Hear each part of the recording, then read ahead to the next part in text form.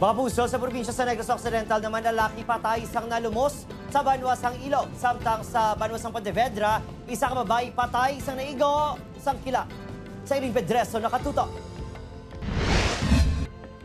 Gindala pa sa ospital apang gindeklarar nga dead on arrival ang 57 anyos nga si Trinidad Baliguata matapos aksidente nga maigo sang kilat sa barangay Don Salvador, Benedicto, Pontevedra. Sunod sa kapulisan, nakaagom sa mga paso sa bilog nga lawas ng biktima. Nagapanunong ini sa tunga sang kampo upod ang hinablo sini sang naigo sang kilat sa tunga sa mabaskong nga ulan. Kita nato ni ma'am, may mga burns ni ma'am, bilog yung lawas sa mga kamot. Samtang sila go-opera ma'am, ikaw ulan. Kaya sa nag-report sa ato, dali na nag-pangilan.